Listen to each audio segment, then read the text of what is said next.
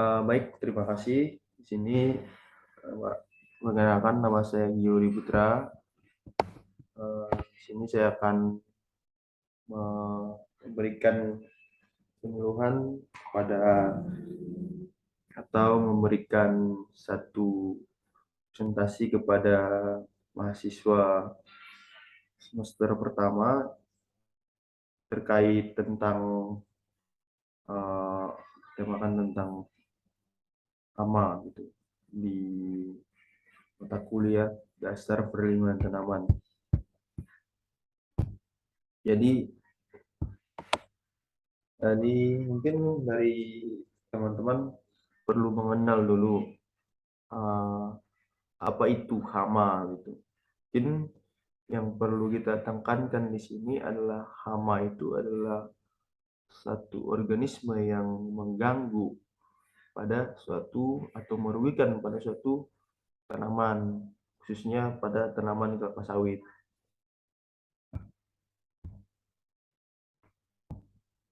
Ada yang seperti tikus. Tikus ini adalah famili hewan penggerak. Jadi spesies tikus ini paling dikenal dalam medis serta tikus got yang ditemukan hampir di semua negara dan merupakan satu organisme model yang penting dalam biologi.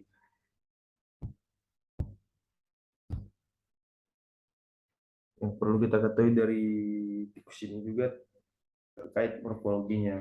Jadi morfologi tikus ini pertama memiliki kepala, ekor sepanjang daun telinga, mata, bibir, dan lentur.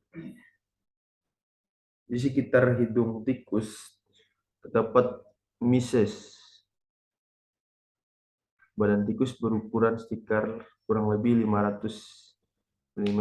Berdasarkan ukuran badan tikus terdiri dari kelompok tikus besar panjang badan atau sedang mencapai kurang lebih 180 mm.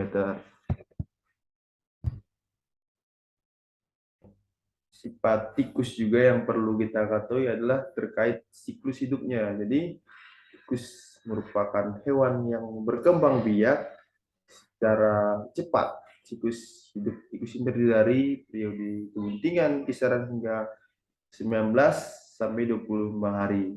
Rata-rata di 21 hari. Habitatnya sendiri juga ditemukan hampir di seluruh belahan dunia, meskipun banyak subfamilinya hanya bisa ditemukan di daerah tertentu.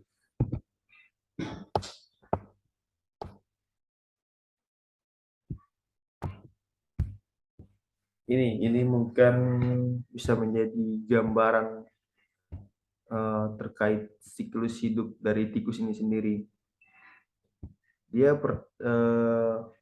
Siklus hidup ini kita lihat ada betina kawin, bunting, kemudian lahir, menyusui, sampai menjadi matang seksualnya. Ini bisa kita lihat siklus hidup dari tikus sendiri. Kita lanjut di klasifikasinya. Dari ini bisa kita lihat semuanya. Terus kita lanjut. Alat indera tikus sendiri, teman-teman, itu bisa kita lihat indera penglihatan dari tikus pada interaksi cahaya lemah. Tikus sulit menerima rangsangan cahaya. Jadi ketika malam hari, tikus sangat sulit ketika mendapat rangsangan cahaya. Indera penciuman itu sangat tajam, jadi sangat mengenal lingkungannya, mengenali bahaya dan dapat mengenal batas wilayah. Atau dengan kata lain bisa dengan cepat mengenali jejak dan serta mendeteksi tikus betinanya. Indera perasa dari tikus sendiri itu lidah merupakan syarat penerimaan rangsangan. Rasa dan ini mampu membedakan rasa pahit, tidak enak, dan racun. Kita lanjut pada indera pendengaran dari tikus sendiri, memiliki tangkap akustik atau biomodal akral. Itu tikus dapat mendeteksi puncak akustik atau intensitas suara yang dapat didengar oleh tikus speaker 22 Fahrenheit sampai 90 Fahrenheit. Tikus mengeluarkan suara dengan intensitas tertentu sebagai sarana komunikasi. Lanjut pada slide selanjutnya. Kita lanjut. Di sini bisa kita lihat ketika serangan tikus di perkebunan kelapa sawit sendiri, khususnya di TBM. Jadi di tanaman belum menghasilkan. Bisa ditandai dengan ada bebekas rentan ke pangkal pelapah daun hingga tumbuh tanaman muda yang mengakibatkan terhambatnya pertumbuhan bahkan kematian pada tanaman. Bisa dilihat seperti ini teman-teman. Ini dia gejala serangan yang terjadi ketika tikus menyerang tanaman belum menghasilkan. Ini maksud tadi seperti inilah dia. Sedangkan untuk TM sendiri, tikus memakan buah atau bunga di pucuk tanaman sehingga menyebabkan kehilangan hasil secara kuantitatif. Bisa kita lihat seperti ini teman-teman. Dari tikus sendiri menggerogoti buah yang mentah. Seperti inilah gejala yang terjadi di tanaman TBM, ETM. Kita lanjut. Adapun untuk pengandaliannya sendiri terkait hama tikus ini, yang perlu kita tekankan di sini adalah membersihkan seluruh areal tanaman agar tikus tidak dapat membuat sarangnya. Menggunakan alat perangkap tikus maupun racun tikus, menyemburkan api pada udara panas di lubang-lubang tikusnya, menggunakan pestisida seperti rodentisida apabila populasi tikus ini sangat tinggi atau ketika tikus ini punya satu koloni yang besar seperti itu.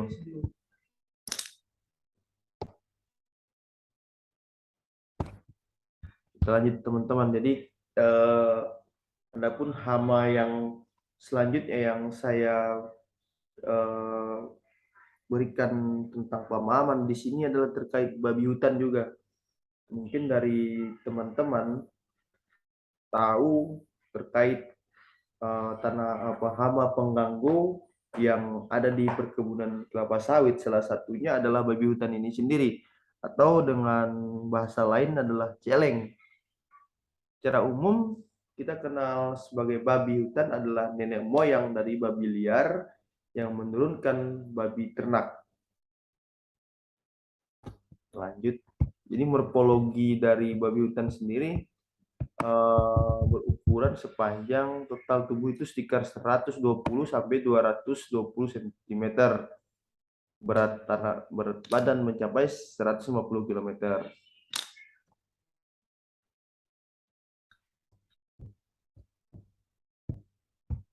Adapun untuk sifat biologi babi hutan, bisa kita lihat siklus hidupnya sendiri unik teman-teman. Jadi tidak mudah berlari membelok tubuhnya.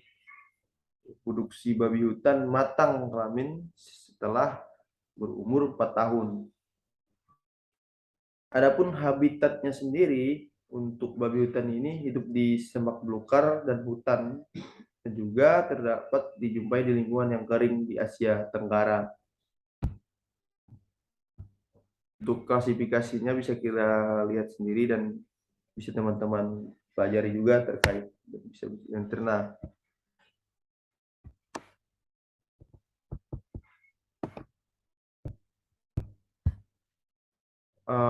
Untuk karakter dari babi hutan dapat menjadi agresif apabila disudutkan atau terkejut terutama babi betina dewasa yang sedang menjaga anaknya. Jadi ketika merasa ketergangguan dari babi hutan ini, dia akan menyerang atau berusaha mempertahankan dirinya dengan menggunakan taring. Babi hutan juga suka berlubang di dalam lumpur untuk mendinginkan suhu tubuhnya atau menghindari dari serangan serangga, begitu teman-teman. Serangan babi hutan di perkebunan kelapa sawit bisa kita lihat sendiri. Terkait dampak kerusakan yang terjadi itu bisa kita lihat teman-teman. Ini gejala kerusakan serangan babi pada tanaman kelapa sawit. Nah, bisa kita lihat seperti inilah bentuk dan kerusakan yang terjadi akibat hama atau dari babi hutan ini sendiri. Adapun untuk pengendaliannya teman-teman, jadi secara mekanis dapat dilaksanakan dengan usaha untuk menghalangi babi hutan memasuki area tanah pertanaman. Salah satunya bisa membuat pagar yang kuat di sekeliling tanaman kelapa sawit, atau lebih kalau pagar tersebut berupa pagar hidup di pertumbuhan relatif lebih kuat seperti itu. Ada juga bisa juga kita membuat satu parit yang cukup lebar dan di sekelilingnya ditanami. Usaha lain adalah membuat perangkap babi seperti itu. Mungkin hanya itu yang bisa saya berikan dan bisa saya paparkan. Kurang lebihnya saya minta maaf. Mungkin dari teman-teman bisa memberikan pertanyaan-pertanyaan terkait hama babi dengan tikusnya sendiri. Saya persilakan waktu dan tempat. Terima kasih.